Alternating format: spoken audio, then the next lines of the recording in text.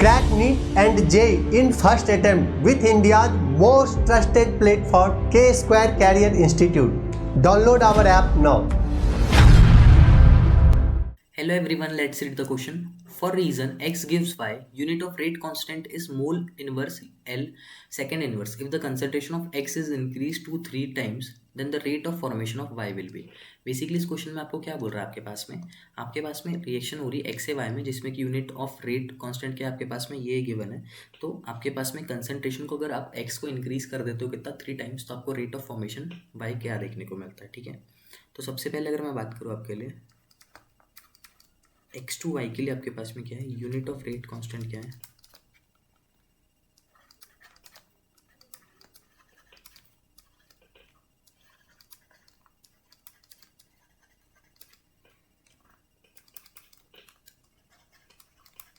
Mole inverse litre second inverse. So basically ये किसके लिए है, this is a second order reaction. ये किसके लिए होता है आपके पास में, दिस इज अ